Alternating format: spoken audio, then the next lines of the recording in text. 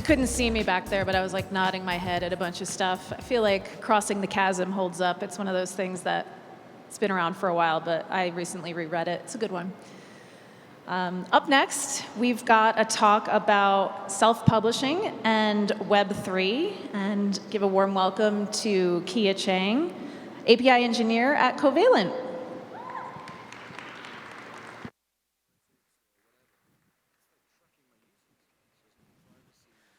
Thank you. Well, Thank you so much. You're not checking user information. Thank you so much. And hi, everybody. My name is Khea, and I'm an API engineer at Covalent. So today, I'm going to talk about how Web3 can improve the way that we self-publish online.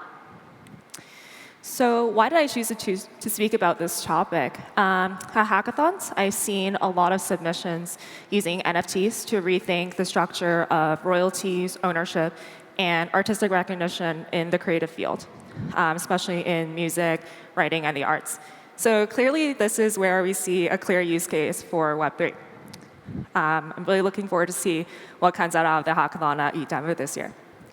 On a more personal note, I've always been someone who's really enjoyed reading, and as an avid reader, I think naturally you start wondering how the idea of a story or an idea comes out of someone's head and onto pen and paper, or I guess a Word document nowadays, and into your hands as a published book. So just briefly going over today's agenda, I'm going to briefly talk about the limitations of Web2 self-publishing platforms and go over some innovations of Web3 platforms. We'll take a look at some on-chain publishing data from Mirror.xyz, and I'll wrap up with how Web2 self-publishing platforms can adopt some of the Web3 principles. So to understand the issues and why it's important that Web2 self-publishing exists, I'm going to briefly explain how traditional publishing works. So traditional publishing existed for literally centuries and centuries. Some of the household names like Penguin Random House, HarperCollins, or academic publishers like Oxford University Press, they're all examples of traditional publishing. It is extremely difficult for a writer to get published via traditional publishing, especially if you're a first-time writer with no history of book sales. So the process usually goes like this. You will write a book proposal, try to find a literary agent that will represent you and sell your proposal to publishers. If you're lucky enough to get an offer, you will probably get a pretty small advance, just enough to really live off of until you finish your book. Once your book is out, hopefully it does well, you will probably get around a 7.5% royalty rate for paperbacks and 25% on ebook sales. So this is an extremely high barrier of entry with a pretty disappointing earning potentials. Writers that are become household names are very much the exception in the industry. So this is why a lot of writers choose to bypass the traditional route and go directly to self-publishing, directly to the online market. So self-publishing, as I said, is when the author bypasses the traditional book publisher route.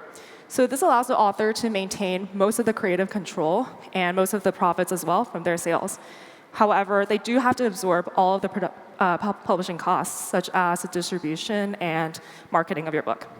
So some of the most successful books that started off as a self-published are Tales of Peter Rabbit. Sure, we've all read that as a kid. And Milk and Honey by Ruby Carr. So if you're a teenage girl circa 2014, 2015, sure you've seen a lot of those excerpts on Tumblr, Instagram, or social media. So yeah, those are two books that came from self-publishing, and they've become popular, so they're picked up by traditional publishers. So because of the high cost and the time commitment to self-publish, one of the most commonly used solutions is Amazon's Kindle Direct Publishing. So this is data from 2019, but Amazon has 83% of the market share of the publishing space, so an overwhelming amount. The most popular, I guess, successful Amazon self-published book is The Martian by Andy Weir. I'm sure some of you have heard of that. It was made into a movie with Matt Damon. So yeah, this is like the big con of publishing on Amazon, in my opinion, is that you are feeding into the monolith. You are allowing Amazon to get bigger and bigger market share of the space. However, it is also extremely hard to market yourself out of all the Amazon ebooks on their platform. Nowadays, we see a lot of self-publishing come from the form of newsletters, blogs, or multi-series fictional series. on Web2 platforms like Substack and Medium. I'm sure everyone is very familiar. It's very popular amongst Web2, Web3, VCs, entrepreneurs, and thought leaders. Substack Medium does provide a solution for self-published writers to distribute their writing cheaply and grow a community. However, some of the cons are writers don't really make a lot of money on these platforms. Less than 10% of writers on Medium earn over $100 a month. Another big con is that writers they do not own their content, and they cannot take their supporters and subscribers with them should they choose to leave the platform, or they may be kicked off of the platform due to their platform's terms and conditions. So as a writer on these platforms, you are very much tied to what the platform says you can or cannot publish, and they are free to update those terms and conditions whenever they would like. So now comes Web3 self-publishing dApps. Notably, the most commonly known ones are Mirror.xyz and Paragraph.xyz. So these are decentralized publishing and writing platforms that stores the writer's works permanently on the blockchain and helps support them by making their writings mintable. So how does this work? So a brief overview of their tech stack is they are mostly built on Ethereum L2 layers that lets the writings and articles work as tokens. So this allows that NFT collectible part to be possible. They are stored on the Arweave layer, which is a decentralized and permanently stored on the blockchain, so the writer's work will not get taken down. So why is this really important to move self-publishing forward? In my opinion, the most important part of this is the ability to build a wallet-based community, as opposed to the Web2 equivalent of an email newsletter. Building a wallet-based community lets the writer engage with their community on-chain. Wallets are becoming the primary way how everyone communicates, interacts, and follows each other, compared to Web 2, where you're merely just maybe liking, commenting, or reposting someone's articles and writings. In Web 3, you're able to participate in ownership, patronage, and support as well. With the wallet-based community, this opens up a whole new variety of monetization models. So as I said before, you're able to make your writings mintable, and you're able to set a price so your supporters can mint your NFTs, or you can create token-gated experiences for them, whitelist subscribers, NFT drops, etc. Lastly, I think this is the most refreshing point for me, is that NFTs don't all have to be images. Nowadays, NFTs really are dominated by JPEG files. There may be some music files, some GIFs, some videos, but they're really mostly images. What's really refreshing for me is that long-form writings can become NFTs, and their intentions are inherently different than creators and supporters that buy image NFTs.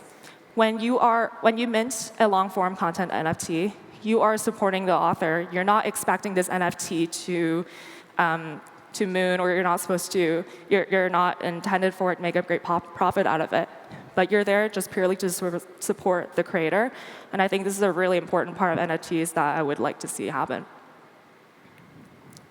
So next, we'll look at some on-chain data. I think this is pretty interesting and pretty unique to Web3, that we're able to see what the ecosystem looks like. As I mentioned before, this is data from Mirror.xyz. So this bar chart shows active writers aggregated by month. I've defined active writers by writers that published at least one article on the platform. So with this, you can see how healthy the ecosystem is. There's a bit of a spike in August 2022, but since then, the platform has retained a pretty consistent amount of writers. And this is important for creators, because you don't want to be writing on a platform that no one is active on. You want to write somewhere where there's potentially lots of traffic and eyes on your work. Next here, we have publications per writer. Again, this is where we can really see how healthy the ecosystem is. And you can see writers are able to see where they fall in the platform of writers. This offers more transparency to how they are doing and how they can improve. Lastly, this one is probably the most interesting to me. This is a pie chart of the number of publications per ETH paid. So this chart shows 0.001 and 0.01 ETH are the most commonly paid price for a publication. This gives writers transparency over their revenue and pricing models. This helps dispel the mystery around how to benchmark your work. A lot of times, especially for creatives and self-published writers, it's very hard to know how to benchmark, how to price your work, especially if you don't have the support of a traditional publishing industry or any kind of advisors, mentors, or guidance. I think also by human nature, we tend to be the most self-critical and even self-deprecating of our work, and we tend to settle for less than we deserve. So having this price transparency helps writers to not accept or not price their work too low. Lastly, I really want to drive home these 2 points about community and freedom of content and wrap up this talk by how Web2 self-publishing companies can adopt these 2 principles to improve their platform for writers.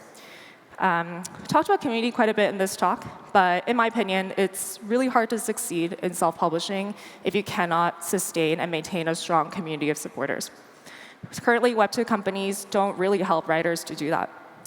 Web2 companies can allow writers to take their audience with them. Whether they choose to leave the platform or they happen to get kicked off the platform, they should be able to own their content and take their email subscribers that they've worked so hard to build with them to wherever they decide to publish next.